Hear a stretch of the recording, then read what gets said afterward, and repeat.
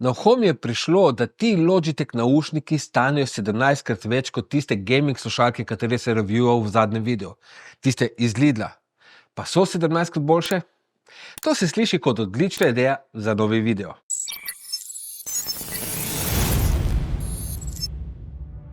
Po dolgem času imam spet pod drobnogledom brezžične slušalke, tokrat iz višjega cenovnega razreda. Zato so pričakovanja toliko večja. Najprej pogledamo, kaj dobimo v škatli. Embalaža je vsa iz kartona, kar je lepo slišati, zelo eko. Najprej so tu slušalke, potem imamo dva kabla, USB kabel za poln slušalke, drugi pa combo mini jack za preklop na recimo Xbox controller ali druge analogne naprave. Potem imamo tu še Lightspeed USB wireless adapter z mini jack vhodom. Zraven dobimo še zaščitno torbico iz mehkega blaga, ki na otip deluje kot neopren. Tu je še odstranljiv mikrofon in navodila za uporabo in to naj bi bilo to. Ampak še dobro, da prej malo prisluhnem, kaj drugi pravijo o slušalkah, tako da sem gotovo, da so v škatli skrite še dodatne naušne blazince iz blaga. Ampak o njih malce kasneje. Izdelava slušalk je vrhunska, delujejo robustno, nosilci so kovinski, tako da ni bojazni, da se bodo zlomili. Slušalke se rotirajo in obračajo v vse smeri, tako da se lepo prilagodijo še tako čudnim oblikam buč. Obroč je oblečen v mehek, usnju podoben material. Nimajo nobenega RGB-ja in izgledajo zelo nevtralno, a elegantno, kar je meni všeč. Na levem naušniku so vse kontrole, kolešček za kontroliranje glasnosti, stikalo za vklop, gumb za ugasen mikrofon ter gumb za vklop Bluetooth povezave. Tako je. Te slušalke imajo tudi modri zob, zato jih lahko sparite s telefonom ali pa recimo s televizorjem. Tukaj opazimo, da je malce zamika zvoka. Latencija je le par milisekund, tako da so še vedno ok za gledanje filmov in YouTubea. Nažalost pa slušalki ne moremo uporabljati istočasno z računalnikom in telefonom, je pa preklapljanje med njima zelo hitro. Če ste pozorno poslušali, sem na začetku omenil, da pridejo slušalke z dodatnimi blazincami. V originalu so opremljene z eko-usnjenim materialom, kateri lepo tesni in solidno utiša okoliški zvok, tako da so primerne za uporabo v pisarni oziroma v prostorih, kjer je malce več hrupa. Znajo pa biti moteče za tiste, ki veliko švicajo, še posebej poleti med dolgimi igralnimi seansami. Tem so namenjene dodatne blazince iz mehkega blaga. Menjava je dokaj enostavna, par minut in blazince so zamenjene.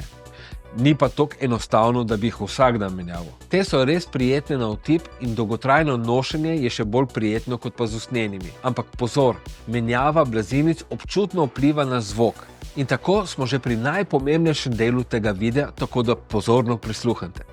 Kako zvenijo? Brez dvoma so to najboljše gaming slušalke, ki se jih imel do zdaj na testu. Zvok je lepo uravnotežen, nobena frekvenca ne izstopa preveč, tako da niso nadležne in utrujajoče na daljši rok. To so dosegli z uporabo grafena pri izdelavi teh 50mm zvočnih gonilnikov, ker ta omogoča čist in natančen zvok zaradi svoje lahkosti in togosti.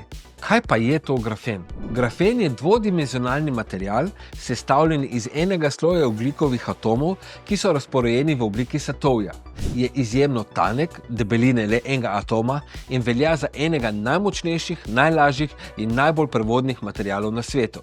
In ja, tu sem mogel prepisati iz interneta, ker tudi jaz tega nisem vedel. Tako da smo se vsi nekaj novega naučili. Z eko-usnjenimi blazincami so nizke frekvence bolj izrazite, saj s tesnim prileganjem okrog ušes lepo tesnijo, kar se pa spremeni, če jih zamenjate s tistimi iz blaga. Tukaj se občutno znižajo bas frekvence, pa tudi zvočna izolacija se zmanjša zaradi poroznosti materiala. Se pa udobnost zelo poveča. Tako da je to stvar vaših zvočnih detektorjev, kaj vam paše, ker vsak ima svoje radarje naštelane na drugačne frekvence.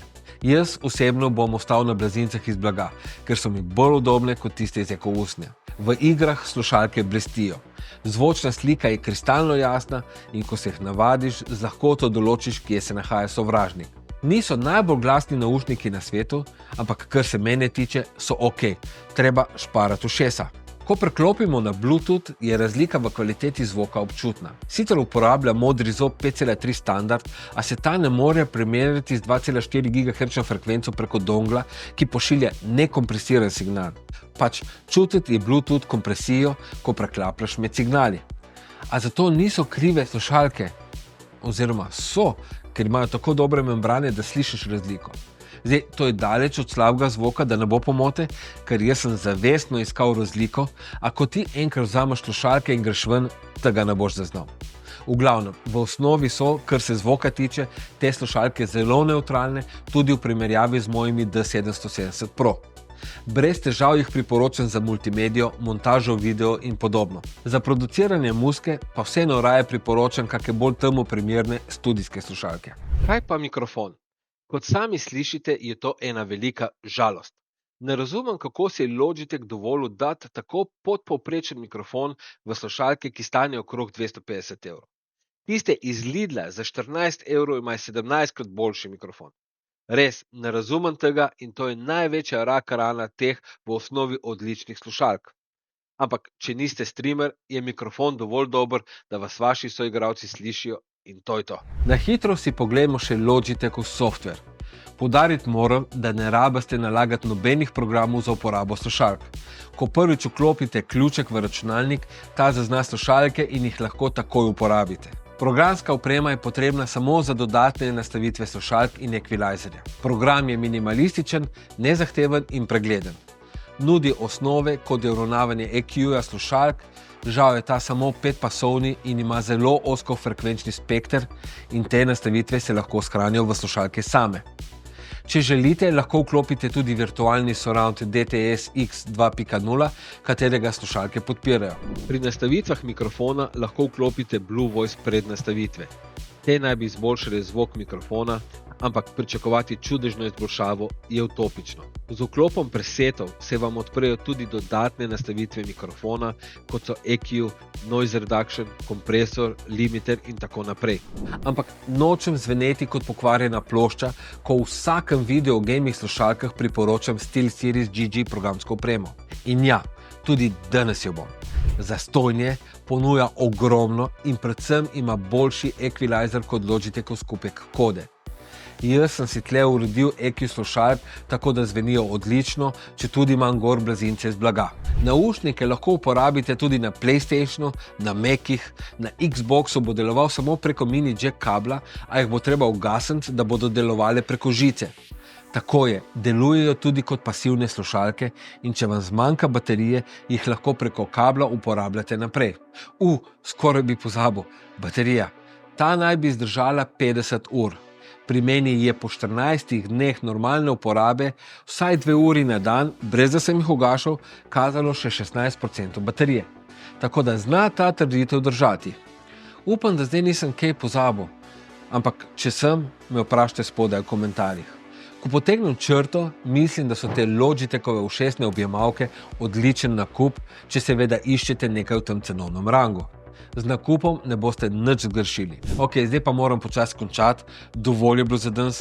Dejte se naročiti na moj kanal, ker bom do konca leta malce ojačal objave video, imam par zelo zanimivih stvari, katere bom predstavil, tako da jih ne boste zamudili. Stisnite en like, napišite mi kaj lepega spodaj v komentar, mi pa se vidimo naslednjič. Čau!